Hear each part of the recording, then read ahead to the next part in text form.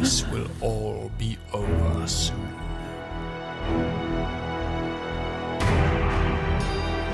Oh, God. No. And now, you die.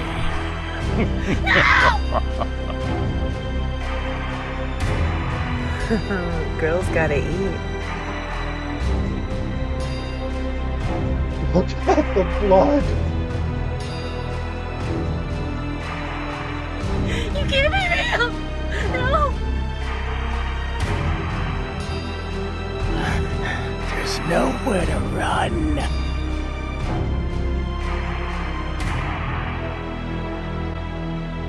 No sleep tonight.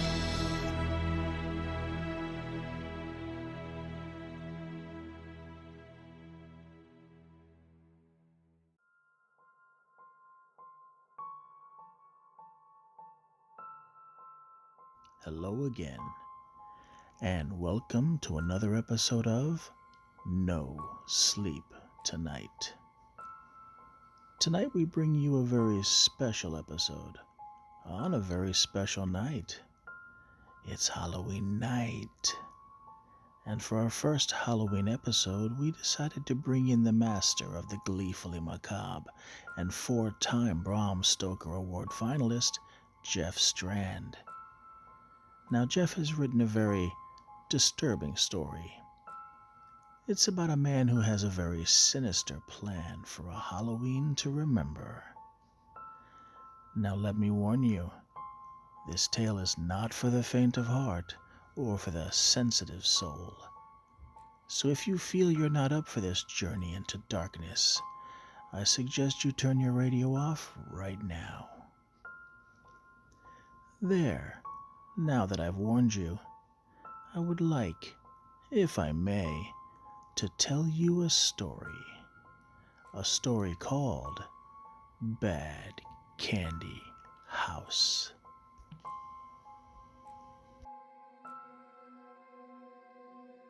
I don't get how the whole razor blades and apples thing is supposed to work. Personally, I think it's just an urban legend. I mean, how can you even get a razor blade in there without leaving a big gash in the side of the apple? I mean, yeah, kids are morons, but they're gonna notice an inch-long cut in the side of their apple. I mean, I guess you could come in from the bottom, but I don't see how you can wedge the blade in far enough so that somebody would actually bite into it. And there's really no set biting pattern for an apple, so unless you lucked into a direct hit, the best you could hope for is a little nick on the lips, barely even worth the trouble. But most importantly, kids are gonna remember the cheap bastards who handed out apples instead of candy. Granted, an apple costs more than a fun-sized candy bar, but that's not the way they see it, and they'll bring the police right to your front door.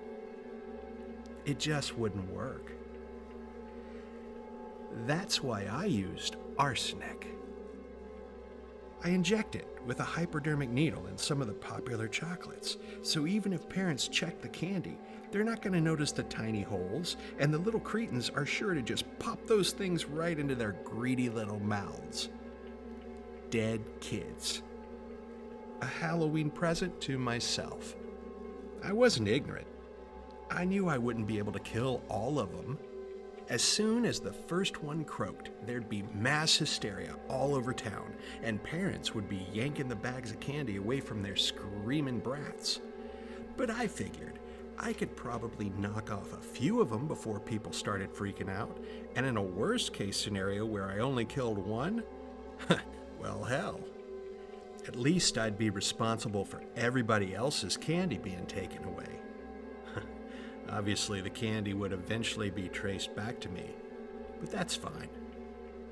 My Mildred died 2 months ago, and I really didn't have anything to live for. I would have blown my brains out that same night the stroke took her, except that it occurred to me that if I didn't have to worry about any consequences to my actions, well, then I could have one hell of an enjoyable Halloween. I was downright giddy. I even carved a jack-o'-lantern for the first time in 30 years. A jack-o'-lantern was actually the source of my very first journal entry about the holiday. October 31st, 1975. Those little bastards smashed my jack-o'-lantern. I hope they choke on their taffy. I had something for pretty much every year after that. October 31st, 1985. Those little shits toilet papered my entire front yard. I see them running away and laughing, and I went for my shotgun, but Mildred talked some sense into me.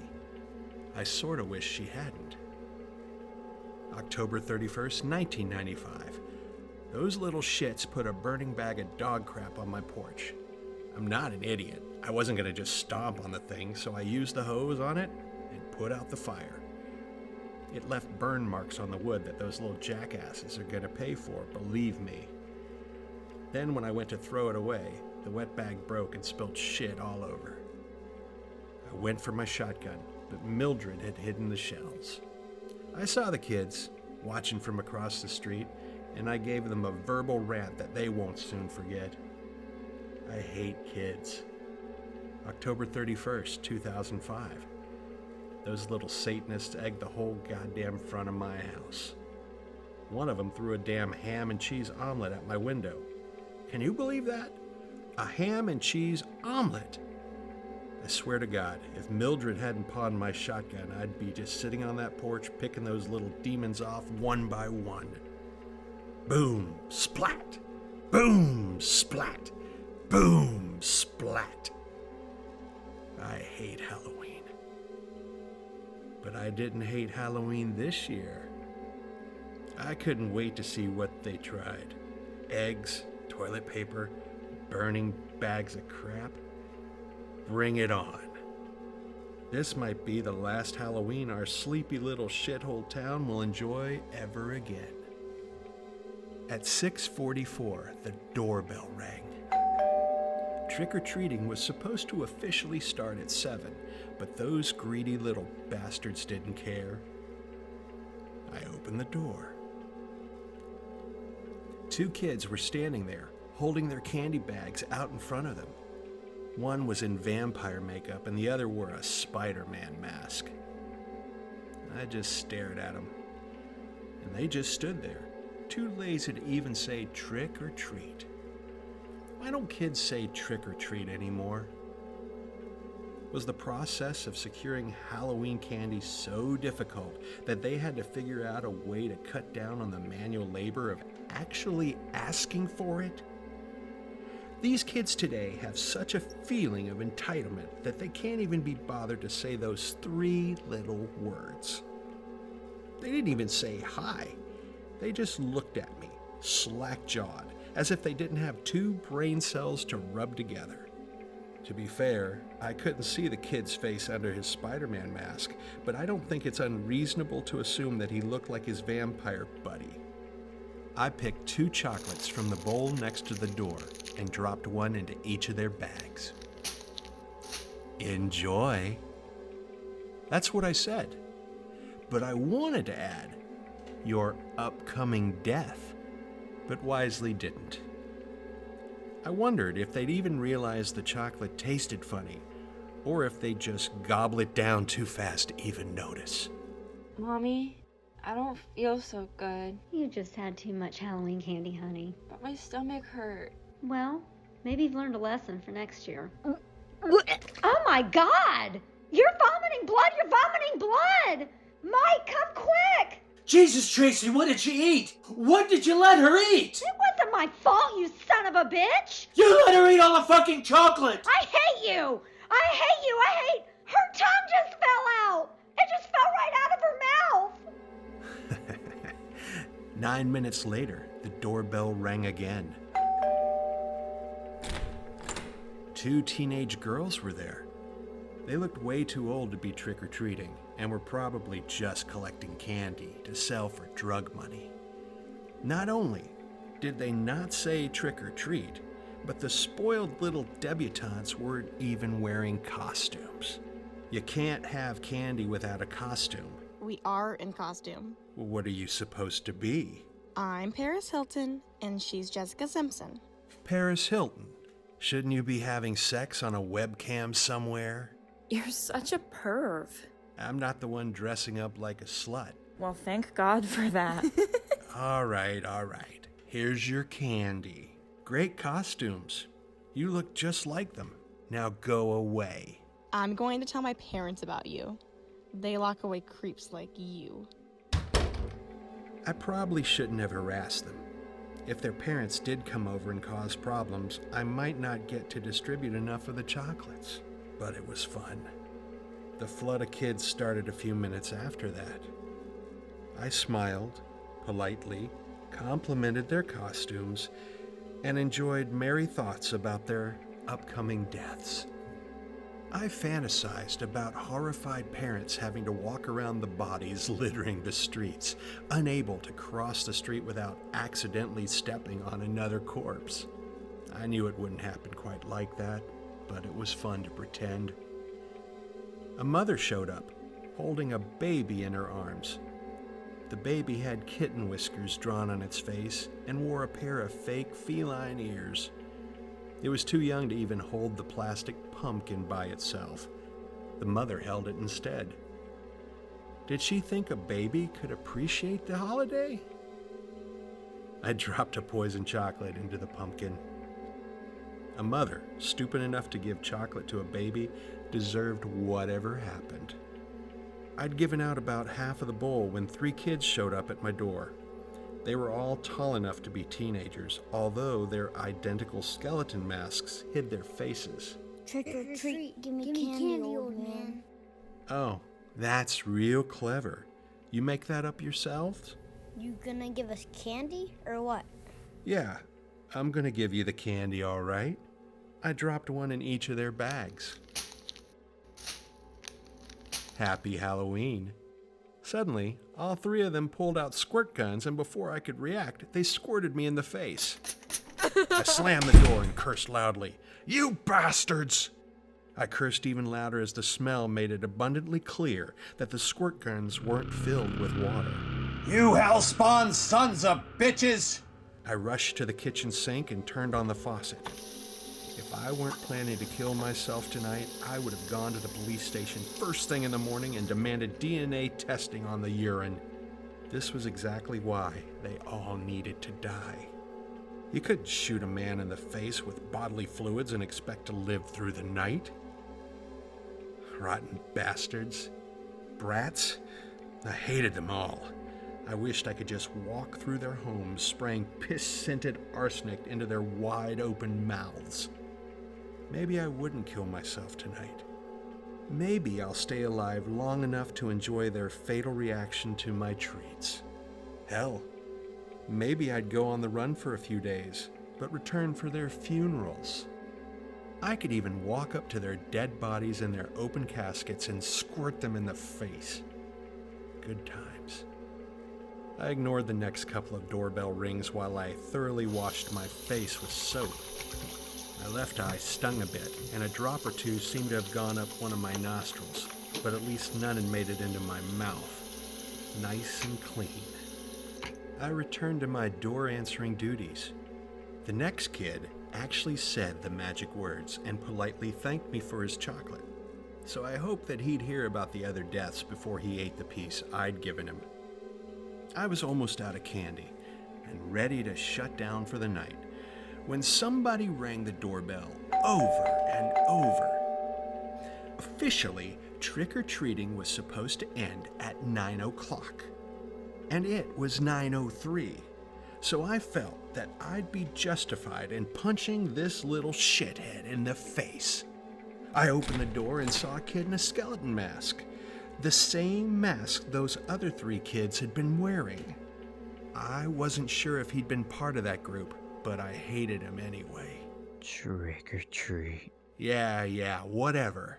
I was watching his hands very carefully to make sure he didn't whip out a squirt gun. I dropped one of the last pieces of candy into his bag. Happy Halloween. The kid didn't move. Something you want? The kid just stood there, staring silently at me. I don't mind admitting that it was more than a little creepy. You've got your candy. Now go on. Get back home. More silence. More staring. I put my hand on the edge of the door so I could slam it in his face. Do you know who I am? No. Who are you? I am the one beneath the mask. I am the one who sees all. Get the hell off my porch. I know your secrets, Raymond. You cannot escape what you have done. I haven't done shit. Do you wish to gaze under my mask? Go away, you little freak. Or do you fear what hides beneath? He shook his head, slowly and deliberately. You must confront what you have done, Raymond. Remove my mask. Look behind the disguise. What the hell is going on here? Something about this kid. I mean, it was a kid, right? He made me extremely uncomfortable. I didn't want to touch his mask. I just wanted him to leave. And yet, I felt myself reaching out and touching the cool plastic. I started to lift the mask.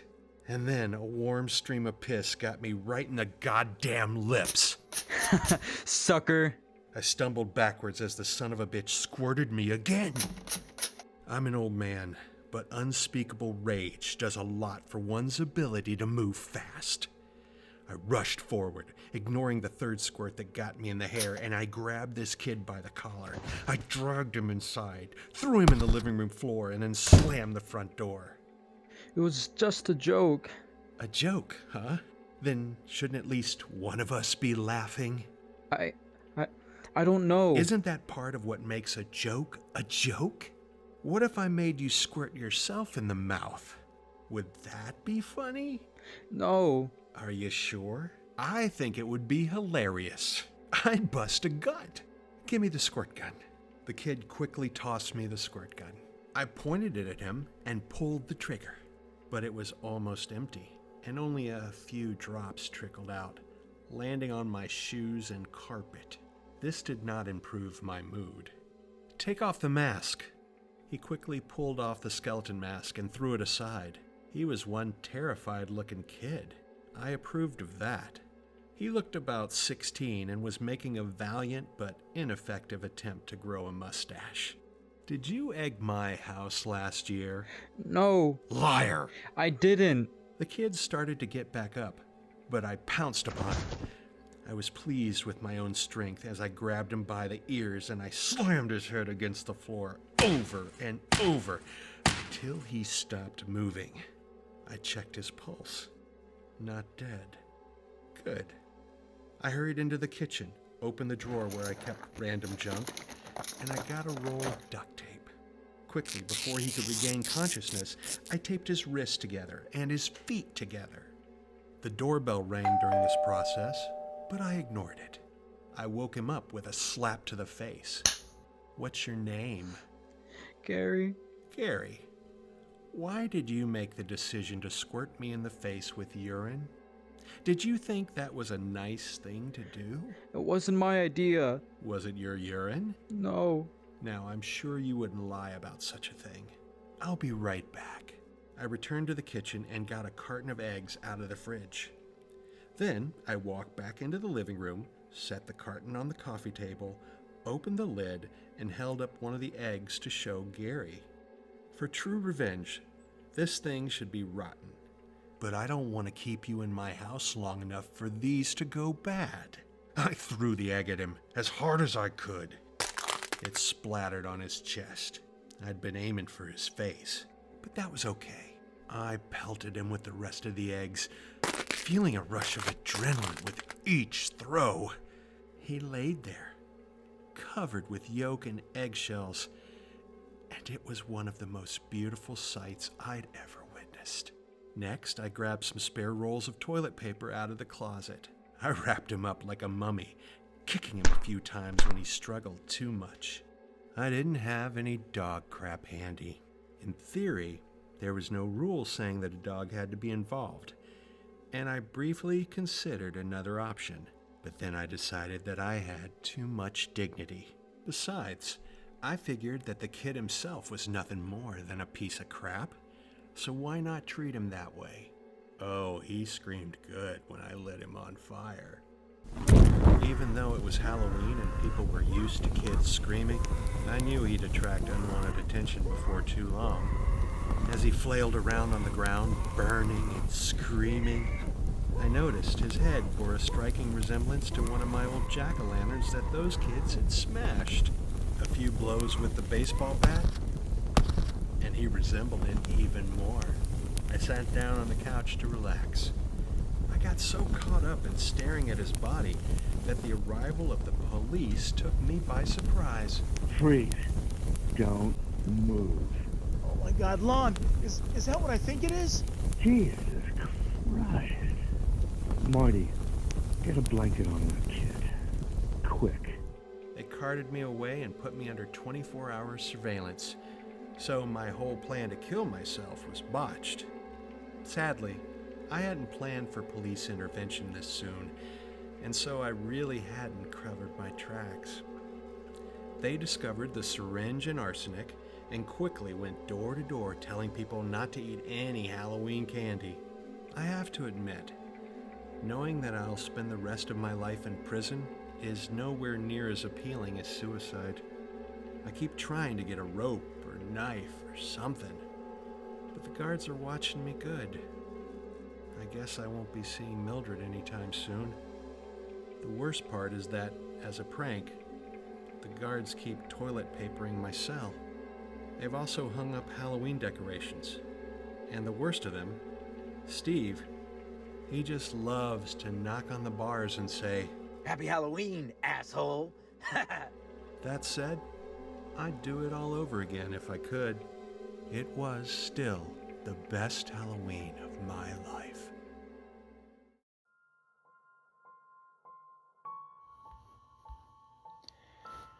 And there you have it. A dark and sinister warning for all you trick-or-treaters out there. Evil lurks in all forms, and not everyone is who or what they seem. This story by Jeff Strand is the work of fiction, as are all the stories here on No Sleep Tonight. But the warning is all too real, so be safe out there, kiddies. Bad Candy House starred the voice talents of James Michael Roddy, Jennifer Yeomans Davis, Alan Applegate, Jason Hene, Caroline Cotillo, Emily Pedone, Maddie Leanne, Jaden Lowe, and yours truly, with special guests Jeff Rector and Tom Savini. The story again was written by four-time Bram Stoker Award finalist Jeff Strand and is included in his short story collection, Gleefully Macabre Tales, which can be found on Amazon.com and Jeff's official site, jeffstrand.com.